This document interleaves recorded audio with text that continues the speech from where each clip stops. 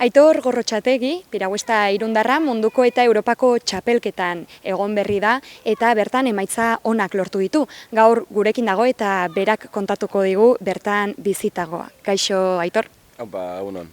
Bueno, pentsatzen dut Munitxetik etorri berri zara orain eta ez dakit denbora edo astirik izan duzun pixkat asimilatzeko ez, gertatu den guztia edo lortutako guztia bertan.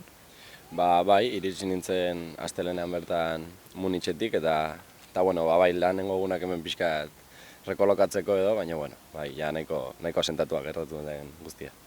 Abuztu hasieran munduko txapelketan egon zinen Kanadan, Pedro Bazkezekin batera, kabi 1000 metroko proban parte hartu zenuten, eta finalean 7. egin zenuten. Kontatu pixkat nola joan zen txapelketa edo zer moduz sentitu zineten bertan? Bai, hau izan zen hori da lehenengo konpetizio internazionala eta izan zen munduko txapelketa. Eta biko barko egin genuen kabia. Orduan, egia esan konpetizioa ondo jun zen generalean. Egia da lehenengo egunean egin genuen klasifikatoriarekin ez ginen oso gustora geratu, orduan semifinaletatik pasatu behar izan ginen. Semifinaletan bai, karrera oso hona egin genuen, aurkitu genuen sentsazioak eta egin genuen gure karrera nahiko ona gainera.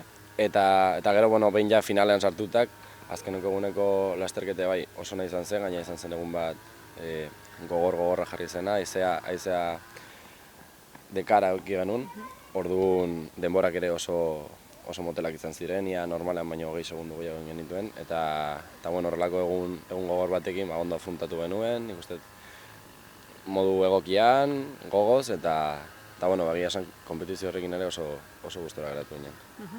Gero IHDnek hartu gabe, Europako txapelketan egon zinen Munitzen, orain bertan, eta bertan finalean 4. postua eskuratu zenuen, eta sailkapen orokorrean 13. Horiek ere emaitza onak ez, zuretzat? Bai, gaina hori izan zen, txapelketa batetik bestera, praktikamente jetlagarekin oraindik hasi ginen entrenatzen, pare bat egun ginen Madriden fuerte entrenatzen, eta gero hasi ginen posta punto ditzen duguna, pixkat deskantzatzoak iristeko konpetiziora. Eta bai, hor ja txipaldatu nuen, hor ja bakarka lastertu nuen Munitzen. Eta horrengo bai izan zela gaina distantzia olimpiko bat, K1.1000, eta K1.1000 izan da beti piraguismoan egon den modalitatea, historikoki ez duten aldatu. 80 urte dara mazki piraguismoan K1.1000, orduan kriston modalitatea da, kriston espezialistak daude modalitate hortan ere bai, orduan egia esan ere 13. postuarekin oso gustora geratu nintzen. Bai egia da finalera sartzea ez nuela lortu, baina gero B finalean ere nik uste oso lasterketa hona egin nuela.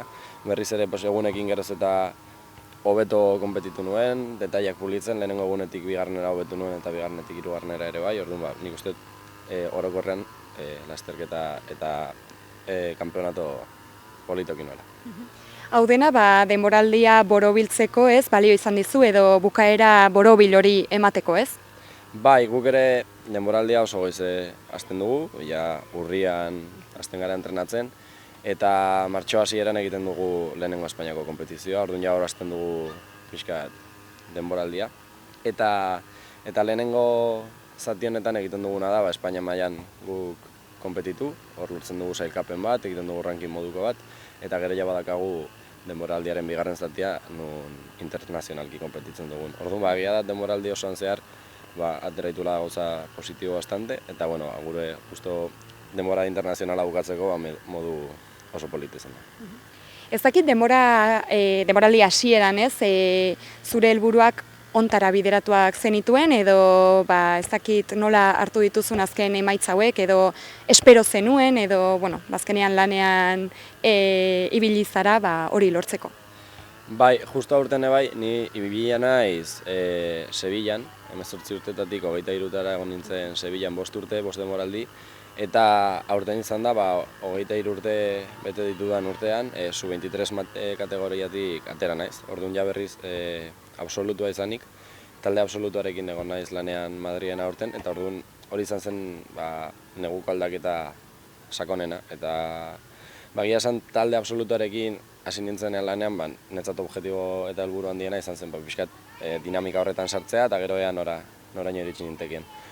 Orduan, negu gogor bat ondoren, egia da gero apirilaldean edo gure kompetizion ranking nazionalak egiten ditugunean, ja ikusi nuen bagian europeo eta mundialerako sailkapena lortu nezakela, eta bueno, behin ja lortuta, gero, baina emaitzak ere onak izan dira internazionaletan. Orain berriz, denboraldia amaitu duzu, ezta, eta deskantsatzeko unea iritsi da. Bai, justo guk luzatzen dugu denboraldia azkeneko kompetizio internazional arte, eta hortikan eman ohi ditugu 4-5 aste berriz ere hurrengo denboraldia hasi baino lehenago, pretemporada hasi baino lehenago. Orduan oraintxe bertan egun horietan nabil, urri arte edo ukiko dut hemendikan Irundik egoteko denbora pixkat, lagunekin, familiekin eta hola, eta gero berriz ere urrian, hasiko gara lanean Madriden.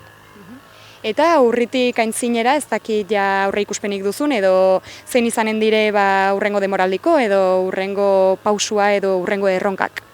Bueno, lehenengo entrenatzen hastea, lanean jartzea, eta egia da, piraguismo kirolak ere bai, urtero mundiala eta europea daukanez, hurrengo urterako ere bai, sailkapenak lortzen saiatzea, eta gero behin sailkatuta, emaitza politiak egitea.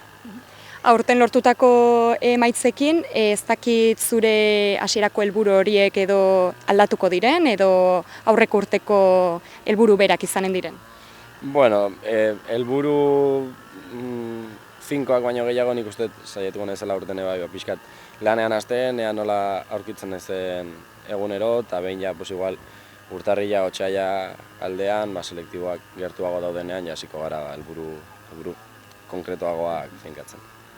Eskerrik asko Aitor gurekin egoteagatik, eta zorionak berriz ere, eta zorte on. Mila esker zuei.